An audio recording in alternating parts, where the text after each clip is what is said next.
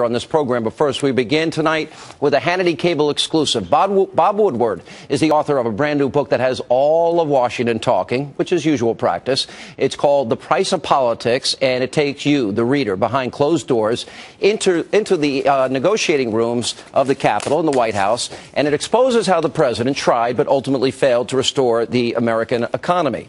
Now, this book raises some very serious questions about the president's ability to look beyond politics and lead the nation during times of great consequence. And here to talk about that and much more is the man himself, the author of The Price of Politics, available in bookstores everywhere, associate editor of the Washington Post. Bob Woodward is back. How are you? Good to see you. Thank you. I read the book cover to cover. I want every American to read it for this reason, and it should make everybody angry at the level of dysfunction at a time you say the American people never had any real knowledge of just how severe this was. I mean, it was the kind of crisis that took the country's economy to the cliff. President Obama, when I interviewed him for the book, said they were days away from having $5 billion in the U.S. Treasury. That's it. Now, that's half a day's federal spending. If you think about it, to let that happen, not just the president, but the Republicans, could have sent shockwaves through the country, could have done things to the American economy that Tim Geithner, the Treasury Secretary, said would have been worse than the 1930s Depression. I mean, it's so dysfunctional. It's far worse than we ever said. Here's what really bothers me in all of this. You know, we have 25 million un- and underemployed Americans right now. 1 in 6 Americans, Bob, in poverty. 49 million Americans on food stamps in this country. We're really, and nearly $6 trillion at the end of Obama's first term in new debt. This is not a game anymore. This is about as serious a crisis as I think we've faced since the Great Depression, and getting worse.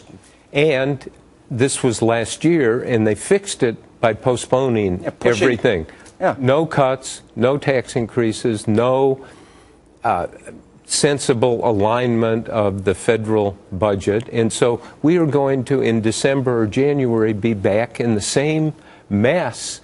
And the federal government is going to be in the position where there's no congressional authorization to pay its bills. Now, this, as you well know, this is a federal government that borrows $1 trillion a year.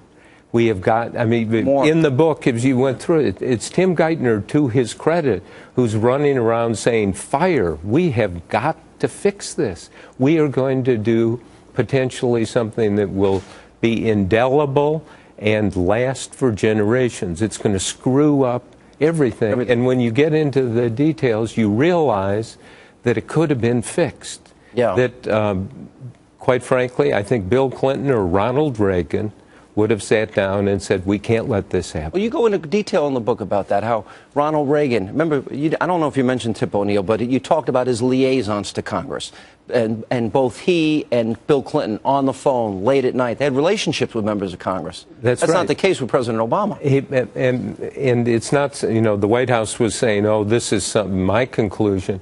It's in the book. It's Larry Summers, who was the economic czar for Obama in the White House for the first 2 years. And Summers says Obama has no feeling for the game of politics, no sense of the joy of the game, and in fact does not like these people up in Congress.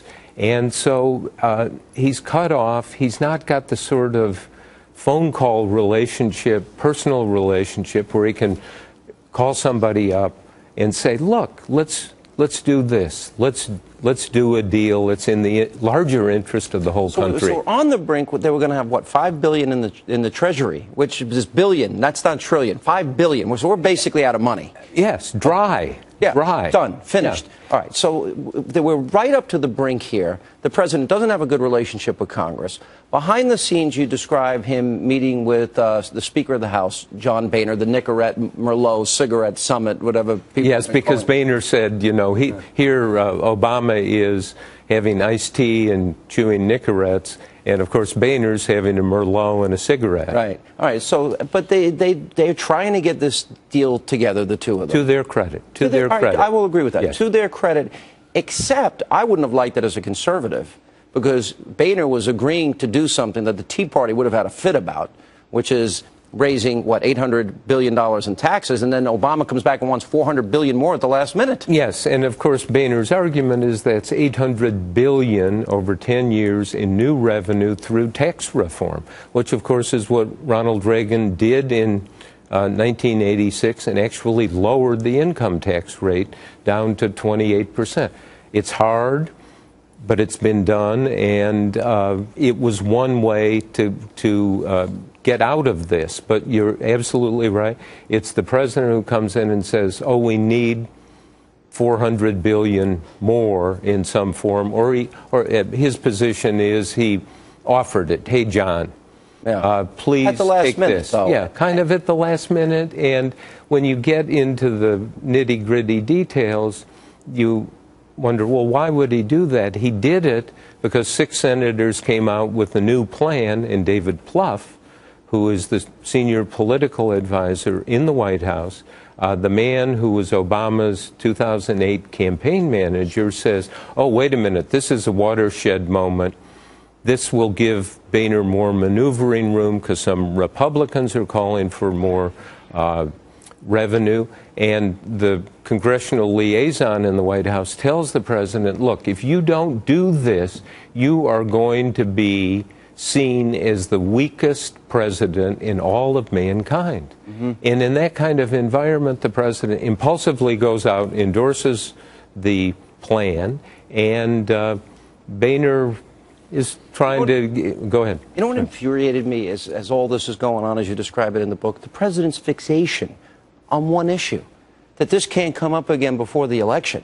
I actually think the one thing that might have helped if it did come up before the election, because it would be self-serving at that moment that they might have the pressure of getting something done. And I thought that bothered me, that he was thinking about electoral politics while we're on the brink of bankruptcy. Well, that's one side of the argument. The other side of the argument is, can you imagine having this kind of a crisis in the middle of a presidential campaign? It might get something done. Well, but you know what happened last year, getting something done, was postponing everything to 2013. Yeah. They did nothing that was painful at the time. And that's the story here for the American people. They didn't have the courage, the ability to navigate through these tough times, and they pushed it all up to 2013.